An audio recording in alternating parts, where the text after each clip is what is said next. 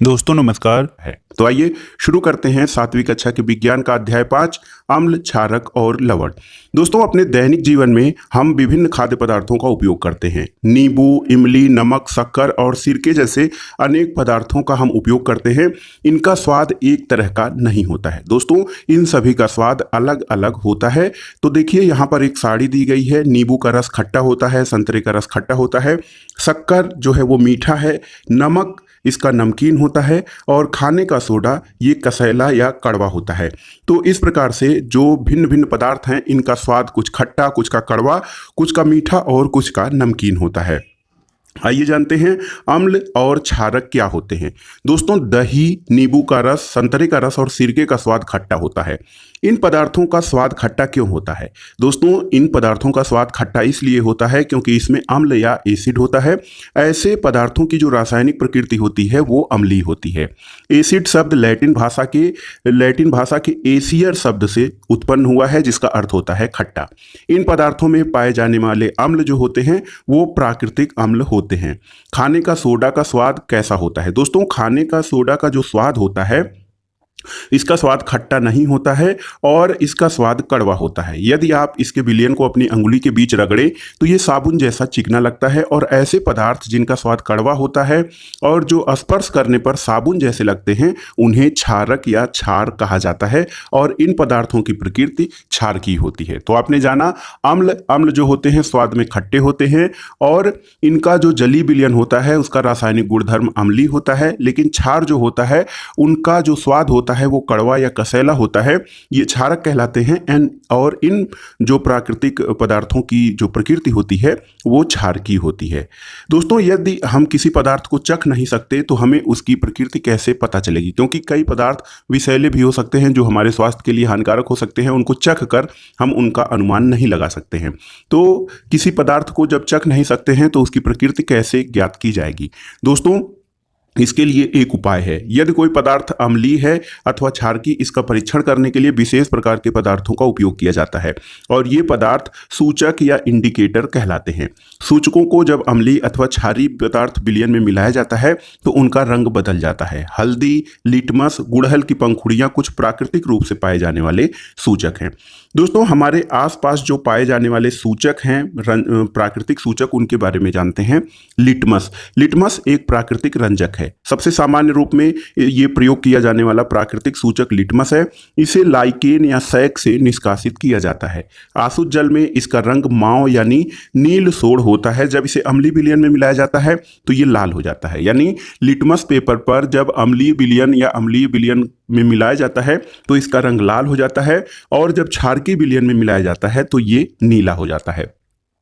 यह विलयन के रूप में अथवा कागज की पट्टियों के रूप में उपलब्ध होता है जिनको लिटमस पत्र कहते हैं और सामान्य रूप से यह लाल और नीले रंग के लिटमस पेपर के रूप में उपलब्ध होता है। तो लिटमस पेपर से आप अम्ल और क्षार का परीक्षण इस प्रकार से कर सकते हैं कि लिटमस पेपर को लेकर जब आप अम्लीय विलयन में इसे मिलाते हैं या इस पर कोई अम्लीय विलयन डालते हैं तो ये लाल रंग का हो जाता है और जब इस पर कोई क्षारकीय विलयन मिलाया जाता है तो ये नीले रंग का हो जाता है। यहाँ पर देखिए लाल और नीले रंग के लिटमस पेपर को दिखाया गया है।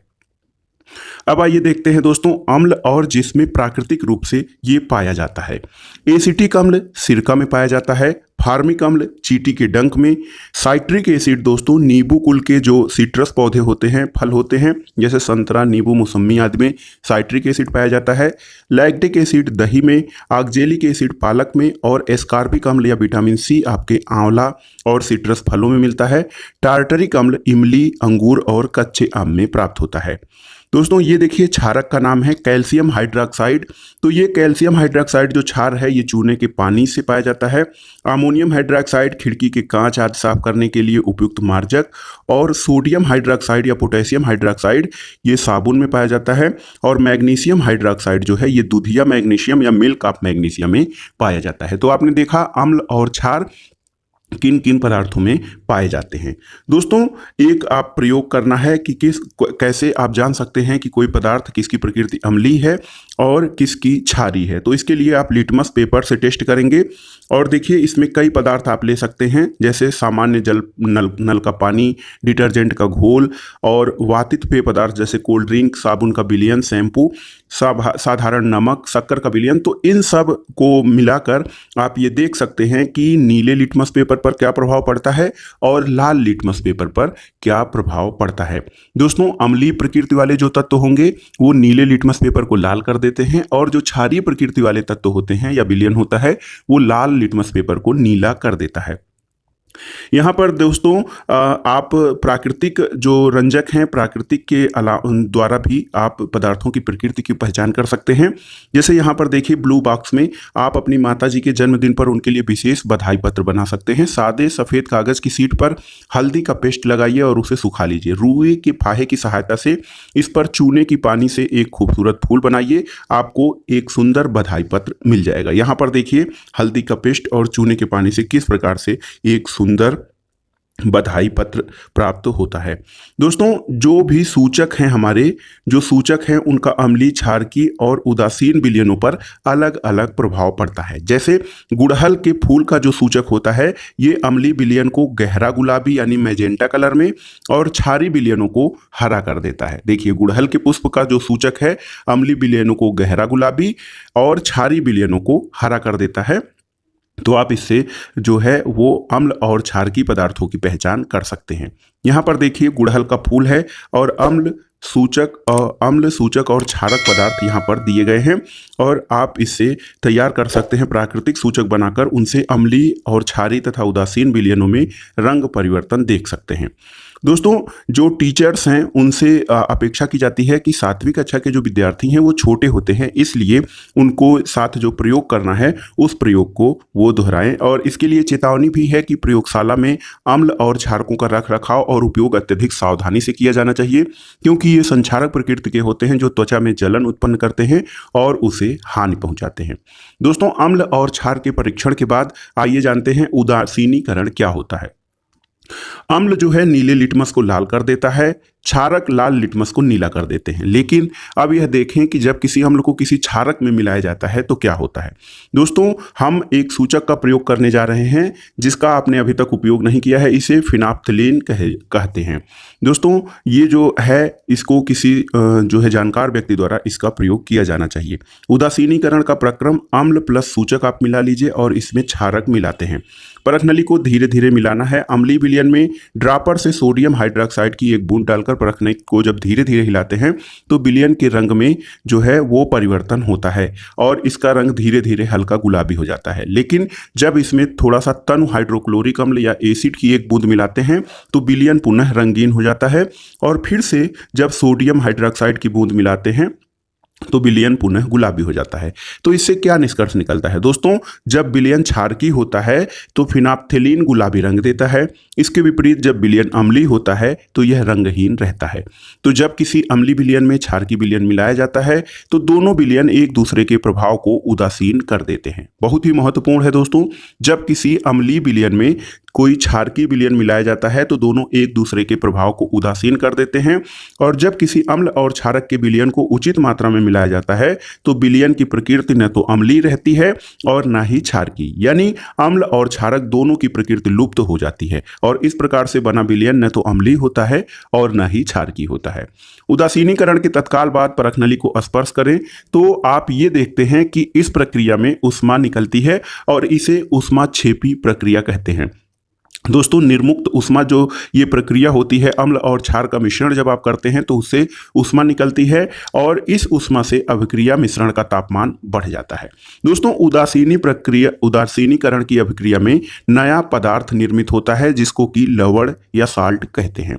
अम्ल और क्षार। अम्ल और क्षार को जब एक समान अनुपात में मिलाया जाता है तो एक उदासीन विलयन प्राप्त होता है जिसको कि लवण कहा जाता है। दोस्तों लवण जो होते हैं अम्लीय या क्षारकीय अथवा उदासीन प्रकृति का हो सकता है, लेकिन उदासीनीकरण को परिभाषित इस प्रकार से आप कर सकते हैं कि किसी अम्ल और किसी क्षारक के बीच होने वाली अभिक्रिया उदासीनीकरण कहलाती है और इस प्रक्रम में ऊष्मा निर्मुक्त होने के साथ साथ लवण और जल निर्मित होते हैं। दोस्तों यहां पर देखिए अम्ल और क्षारक, अम्ल प्लस क्षारक, लवण और जल और उसके अलावा ऊष्मा निर्मुक्त होती है। जैसे इसका एक उदाहरण है हाइड्रोक्लोरिक अम्ल यानी HCl में सोडियम हाइड्रोक्साइड NaOH का विलयन जब मिलाते हैं तो साधारण नमक यानी NaCl और H2O जल और ऊष्मा प्राप्त होती है। दोस्तों चूने के पानी में तल सल्फ्यूरिक अम्ल मिलाने पर जो है अभिक्रिया में जो मिश्रण है वो गर्म होगा या ठंडा। तो दोस्तों चूने के पानी में तन सल्फ्यूरिक अम्ल मिलाने पर मिश्रण गर्म हो जाएगा। एक देखिए दोस्तों ब्लू बॉक्स में एक फैक्ट आपके लिए दिया गया है अम्ल वर्षा। अम्ल वर्षा या एसिड रेन क्या होता है, क्या आप जानते हैं? दोस्तों आपने कभी कभी अम्ल वर्षा के क्षतिकारी प्रभावों के बारे में सुना होगा। नाम से स्पष्ट है कि जब वर्षा जल में अम्ल की मात्रा अत्यधिक होती है तो यह अम्लीय वर्षा कहलाती है। वर्षा जल में अम्ल कहाँ से आते हैं? दोस्तों वर्षा जल अम्लीय इसलिए हो जाता है क्योंकि कार्बन डाइऑक्साइड, सल्फर डाइऑक्साइड और नाइट्रोजन डाइऑक्साइड जैसे गैसें जो वायु में प्रदूषकों के रूप में विद्यमान होती हैं वर्षा जल में घुलकर कार्बोनिल एसिड, सल्फ्यूरिक एसिड और नाइट्रिक अम्ल बनाती हैं और अम्ल वर्षा भवन, ऐतिहासिक इमारत, पौधों और जंतुओं को काफ़ी नुकसान पहुंचा सकते हैं। तो आप समझ गए अम्ल वर्षा क्या होती है। अम्ल वर्षा दोस्तों जो वायुमंडल में प्रदूषणकारी गैसें हैं कार्बन डाइऑक्साइड, सल्फर डाइऑक्साइड और नाइट्रोजन ऑक्साइड, ये जो है जल से अभिक्रिया करके यानी H2O जल से अभिक्रिया करके कार्बोनिल एसिड, सल्फ्यूरिक एसिड और नाइट्रिक एसिड बनाते हैं और ये जब तत्व वर्षा के जल में घुलकर पृथ्वी पर अधिक मात्रा में गिरने लगते हैं तो इनको अम्लीय वर्षा कहा जाता है। उदासीनीकरण की प्रक्रिया आपने जान लिया है। लवण और क्षार को एक में मिलाने पर उदासीनीकरण होता है। दैनिक जीवन में उदासीनीकरण के उदाहरण क्या हो सकते हैं? दोस्तों हमारे आमाशय में हाइड्रोक्लोरिक अम्ल पाया जाता है और यह भोजन के पाचन में हमारी सहायता करता है, लेकिन आमाशय में अम्ल की आवश्यकता से अधिक मात्रा होने से पाचन गड़बड़ हो जाता है, अपच हो जाता है और कभी कभी अपच काफ़ी कष्टदायक भी होता है और इस अपच से मुक्ति पाने के लिए हम दूधिया यानी मैग्नीशियम जैसा कोई प्रति अम्ल लेते हैं जिसमें मैग्नीशियम हाइड्रोक्साइड होता है। यह अत्यधिक अम्ल के प्रभाव को उदासीन कर देता है। इसके अलावा चींटी का डंक है दोस्तों, जब चींटी हमको डंक मारती है या काटती है तो उसके काटने में फार्मिक अम्ल होता है और ये त्वचा में अम्लीय द्रव डाल देती है, लेकिन डंक के प्रभाव को नमी युक्त खाने का जो सोडा है या सोडियम हाइड्रोजन कार्बोनेट या कैलेमाइन विलयन मलकर उदासीन किया जाता है जिसमें जिंक कार्बोनेट होता है। तो फार्मिक अम्ल को उदासीन करने के लिए जो है हम खाने वाला सोडा जो क्षारकीय पदार्थ होता है उसको रगड़ते हैं जिससे उसका प्रभाव कम हो जाता है। इसके अलावा आप मृदा उपचार में भी इसका प्रयोग किया जाता है, उदासीनीकरण का प्रयोग किया जाता है। जैसे रासायनिक उर्वरकों के अधिक प्रयोग से मृदा अम्लीय बन जाती है और मृदा अत्यधिक अम्लीय बन जाती है या अत्यधिक क्षारीय हो जाता है तो पौधों की वृद्धि अच्छी नहीं होती, उत्पादन भी अच्छा नहीं होता है। जब मृदा अत्यधिक अम्लीय हो जाती है तो उसे बिना बुझा हुआ चूना यानी कैल्शियम ऑक्साइड अथवा बुझा हुआ चूना कैल्शियम हाइड्रोक्साइड जैसे क्षारकों से उपचारित किया जाता है।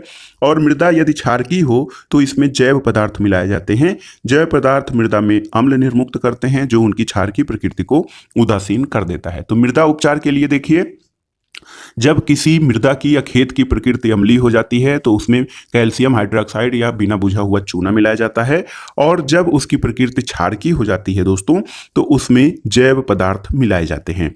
कारखानों का अपशिष्ट, तो अनेक कारखानों के अपशिष्ट में अम्लीय पदार्थ मिश्रित होते हैं। यदि ऐसे अपशिष्ट पदार्थों को सीधे जलाशयों में बहने दिया जाए तो मछली और अन्य जलीय जीव को अम्ल नष्ट कर सकते हैं। इसलिए कारखाने के अपशिष्ट को जलाशयों में विसर्जित करने से पहले क्षारकीय पदार्थ मिलाकर उसे उदासीन किया जाता है। आपने इस अध्याय में क्या सीखा इसको संक्षेप में जानते हैं। दोस्तों अम्ल जो होते हैं वो स्वाद में खट्टे होते हैं, क्षारकों का स्वाद कड़वा होता है और उनका स्पर्श साबुन जैसा होता है। इसके अलावा अम्ल जो होते हैं वो नीले लिटमस पेपर को लाल कर देते हैं। याद रखिएगा, अम्ल या एसिड नीले लिटमस पेपर को लाल कर देते हैं, क्षारक लाल लिटमस को नीला कर देते हैं। वे पदार्थ न तो अम्लीय होते हैं और न ही क्षारकीय, वे उदासीन पदार्थ या न्यूट्रल कहलाते हैं। और ऐसे पदार्थों के विलयन जो अम्लीय, क्षारकीय और उदासीन विलयन से भिन्न रंग दर्शाते हैं वे सूचक कहलाते हैं। अम्ल और क्षारक एक दूसरे को उदासीन करके लवण बनाते हैं और लवण की प्रकृति अम्लीय, क्षारकीय अथवा उदासीन कुछ भी हो सकती है।